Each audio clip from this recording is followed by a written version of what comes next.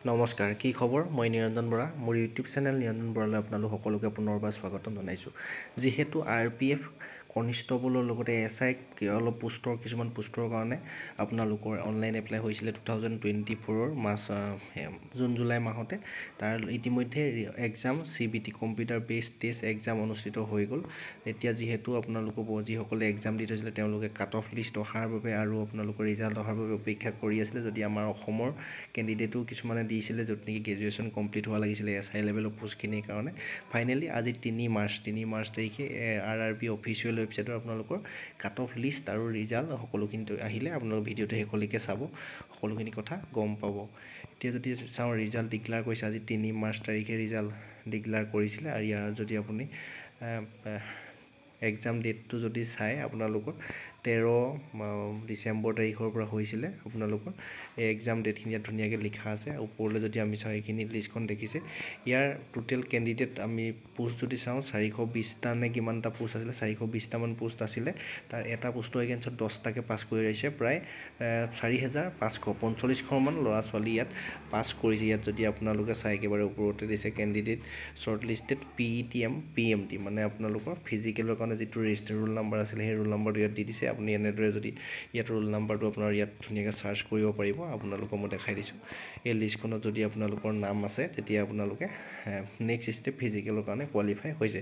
এতিয়া যদি আমি এই লিষ্টখন যদি চাওঁ বহুত দেখিছে প্ৰায় 4500 ল'ৰা ছোৱালীক পাছ কৰিছে। পোষ্ট যিহেতু 420টা আছিলে, এটা পোষ্টৰ এগেইনষ্টত আমি যদি চাওঁ 10টাকে পাছ কৰাইছে।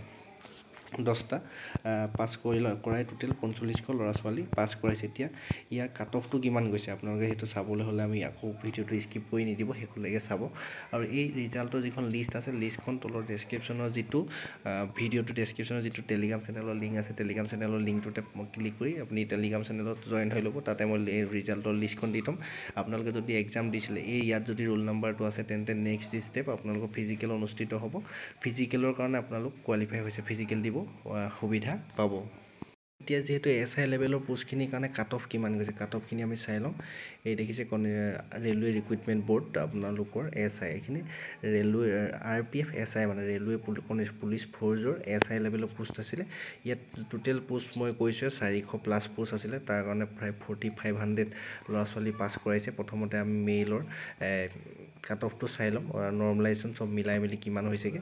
আমি মেইলৰ যদি URত চাওঁ, URত যদি মেইলৰ চাওঁ আনৰিজাৰ্ভত জেনেৰেল কেণ্ডিডেটৰ কাট অফ গৈছে 75.96 কাট অফ গৈছে। তাৰপিছত SCত যদি চাওঁ SC 68.99 কাট অফ গৈছে। আৰু যদি ST মেইলত যদি চাওঁ 67.27 গৈছে। আৰু OBCত যদি চাওঁ 73.71 কাট অফ গৈছে। আৰু EWSত যদি চাই 72.72 কাট অফ গৈছে। এইখিনি মেইল কেণ্ডিডেটৰ কাট অফ আপোনালোকে স্ক্ৰীনশ্বট মাৰি ল'ব। তাৰপিছত আহিলে ফিমেল কেণ্ডিডেটৰ কিমান কাট অফ গৈছে আপোনালোকে চাই লওক।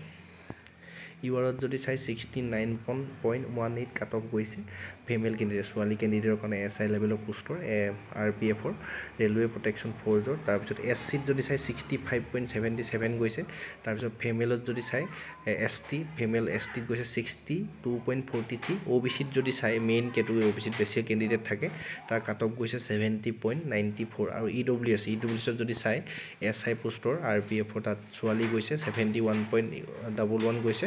এক্স ছাৰ্ভিচমেনৰ পোষ্টটো আছিলে তাত অলপ কম গৈছে 53.88 কাট অফ গৈছে। আপোনালোকে এতিয়া যিহেতু গম পালে SI লেভেলৰ পোষ্টখিনি কিমান কাট অফ হ'ল। আৰু ইয়াৰ টোটেল মাৰ্কটো যদি কোনোবাই নাজানে, ইয়াত টোটেল এক্সাম হৈছিলে, এক্সাম মাৰ্ক আছিলে আপোনাৰ 120 মাৰ্কৰ ইয়াত 120 মাৰ্কৰ এক্সাম হৈছিলে এই এক্সামটো। তাৰ ভিতৰত ইমানটো আপোনালোকৰ কাট অফ গৈছে। এই কাট অফ লিষ্টখন তাৰপিছত আপোনালোকৰ লগতে এতিয়া আপোনালোকৰ SI লেভেলৰ পোষ্টখিনি দেখিলেই, যিটো অল ইণ্ডিয়া লেভেলত পোষ্টখিনি আছিলে। আপোনালোকৰ আজি 3 মাৰ্চ তাৰিখে এইটো ডেটটো তললৈ আছে দেখিছে, 3 মাৰ্চ তাৰিখে আহিছে। SI লেভেলৰ পোষ্টখিনি 120 ভিতৰত ইমানটো কাট অফ গৈছে, মানে 75 হাই গৈছে। একবাৰ ল' যদি চাই 53 গৈছে মাত্ৰ আপোনালোকৰ এক্স ছাৰ্ভিচমেন কেণ্ডিডেটৰ কাৰণে। যিহেতু কনিষ্টবল RPF কনিষ্টবলৰ বাবে ইতিমধ্যে এক্সাম চলি আছে 2 মাৰ্চৰ পৰা 20 মাৰ্চলৈকে চলিব সেইবাবে আপোনালোকৰ কাট অফটো ইমানটোৱে যাব আপোনালোকে বেছি টেনশ্যন ল'ব নালাগে ইমান এটা নম্বৰ স্ক'ৰ কৰিব লাগিব মানে ইমান এটা নম্বৰ পাব লাগিব নৰ্মেলাইজেশ্যন হৈ আপুনি অলপ যদি ধৰি লওক 70 পালে 5 যদি নৰ্মেলাইজেশ্যন হৈ যায় তেতিয়াও আপোনালোকৰ নেক্সট ষ্টেপ ফিজিকেল টেষ্ট দিবলৈ পাব আৰু ইয়াত এটা কথা উল্লেখ আছে যে আপোনালোকৰ ফিজিকেল টেষ্টৰ কাৰণে যিখিনি SI লেভেলৰ কেণ্ডিডেট কোৱালিফাই হৈছে ইয়াৰ 45শ ল'ৰা ছোৱালীৰ ভিতৰত হয়তো 45শ কোৱালিফাই হয়তো যিমানটো পোষ্ট আছে সিমানটো কেণ্ডিডেট কোৱালিফাই হ'ব নোৱাৰিবও পাৰে কিয়নো RPF SI হওক কনিষ্টবল হওক ফিজিকেল ৰানিং হাই জাম্প লং জাম্প অলপ কঠিন আছে ৰানিংটো বহুত কঠিন আছে আৰু হাই জাম্প যিহেতু জানে 4 ফুট প্লাছ মাৰিব লাগে ঠিক কনিষ্টবলৰ গতে একেই আৰু লং জাম্পটো 14 ফুটমান প্ৰায় মাৰিব লাগে সেইবাবে আপোনালোকে টেনশ্যন নল'ব ইমান এটা কাট অফ দেখি ভয় খাবলগীয়া কোনো কথা নাই ইয়াত যদি আপোনালোকৰ কেণ্ডিডেট কোৱালিফাই হ'ব নোৱাৰে এক্সাম ফিজিকেলত তেতিয়া আপোনালোকৰ ছেকেণ্ড লিষ্ট মাৰিব ছেকেণ্ড লিষ্টত হয়তো ইয়াতকৈ অলপ কম কাট অফ যাব সেইবাবে আপোনালোকে ভালদৰে প্ৰিপেৰেশ্যন কৰি ভালদৰে এক্সামটো দিয়ক ইমান এটা নম্বৰ পাব লাগিব RPF কনিষ্টবলত আপুনি এক্সামত তেতিয়াহে আপুনি নেক্সট ষ্টেপ ফিজিকেল দিবলৈ পাব আৰু মই কৈছোঁ RPF কনিষ্টবল হওক SI হওক আপোনালোকৰ ফিজিকেলটো ইমান ইজি নহয় ফিজিকেলটো হাৰ্ড হয় আপোনালোকৰ ইয়াৰ যিখিনি কেণ্ডিডেট কোৱালিফাই হৈছে তাৰ পৰাও অলপ কাট অফ কমি যাব কিয়নো সিমান এটা ফিজিকেল ইমান এটা কেণ্ডিডেটে পাছ কৰিব নোৱাৰিবও পাৰে যিটো হাৰ্ড লেভেলৰ যিটো আগত আমি দেখিছোঁ RPFৰ ছেকেণ্ড লিষ্ট মাৰিবলগীয়া হয় ফিজিকেল কোৱালিফাই কৰিব নোৱাৰে সেইবাবে এই কাট অফ লিষ্টখন আৰু আপোনাৰ যিখন নামৰ লিষ্ট মই আপোনালোকক আগত দেখাইছোঁ সেইখন যদি আপুনি নিজে ডাইৰেক্ট চাওঁ বুলি ভাবে ডেছক্ৰিপশ্যনত যিটো টেলিগ্ৰাম চেনেলৰ লিংক আছে টেলিগ্ৰাম চেনেলটো লিংকত ক্লিক কৰি টেলিগ্ৰাম চেনেলটো ছাবস্ক্ৰাইব কৰি ল'ব তাতে মই লিংক ন'টিছকেইটা দি থ'ম আপুনি ৰিজাল্টৰ লিষ্টখন আৰু কাট অফৰ লিষ্ট দুইখনে দি থ'ম আপোনালোকে তাৰ লিংকৰ পৰা গৈ নিজে ভালদৰে পঢ়ি চাব পাৰিব চেনেলটো ছাবস্ক্ৰাইব কৰিব আৰু যিসকলে সুধি আছিলে RPFৰ কাট অফ কিমান যাব